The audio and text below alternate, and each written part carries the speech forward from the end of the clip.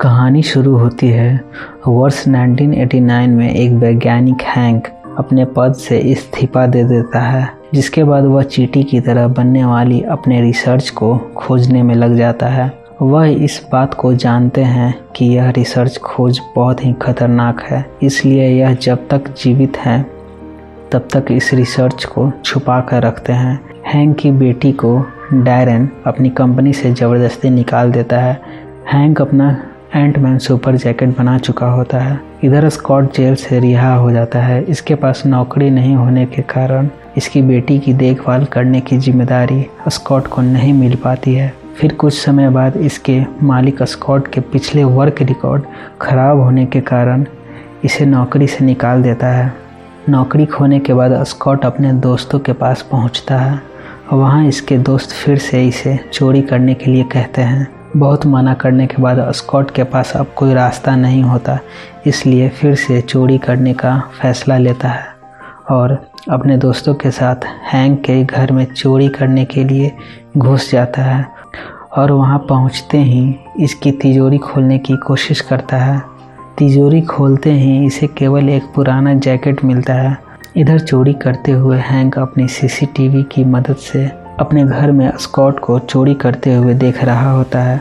Scott इसे पहन लेता है और पहनने के बाद जैसे ही एक बटन को दबाता है, स्कॉट बहुत छोटा हो जाता है। फिर यह घबरा कर इस जैकेट को वापस रख देता है, पर स्कॉट यहाँ से जैसे ही निकलने की कोशिश करता है, अलार्म बजने लगता है। तभी पुलिस यहाँ आ जाती है।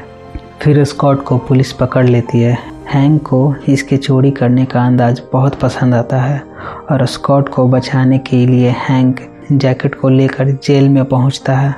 फिर हैंक इस जैकेट को पहनने के लिए स्कॉट को दे देता है। स्कॉट इसे पहनकर छोटा हो जाता है और जेल से भागने की कोशिश करने लगता है।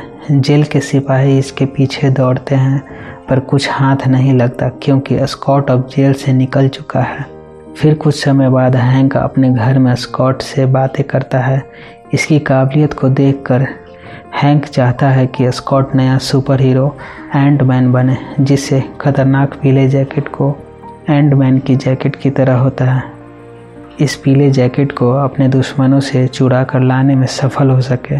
फिर हैंक की बेटी डाइन स्कॉट को लड़ने के लिए सिखाती है और चींटी को नियंत्रण करने में सहायता करती है।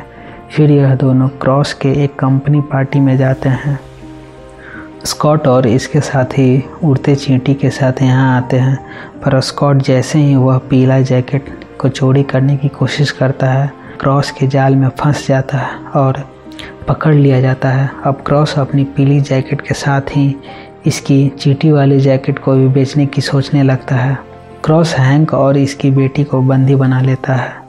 इधर स्कॉट का दोस्त किसी भी तरह इस कंपनी में आने की कोशिश करता है और आते ही सिस्टम को हैक करना शुरू कर देता है।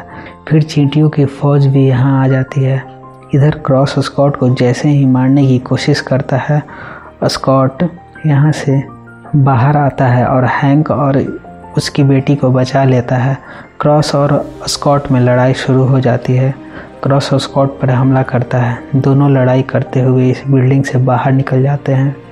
क्रॉस स्कॉट के घर पहुंच जाता है। फिर अपनी बेटी को बचाने के लिए स्कॉट छोटा होकर इसके पीले जैकेट के अंदर चला जाता है और इसके जैकेट में लगे सिस्टम को बर्बाद करने की कोशिश करता है।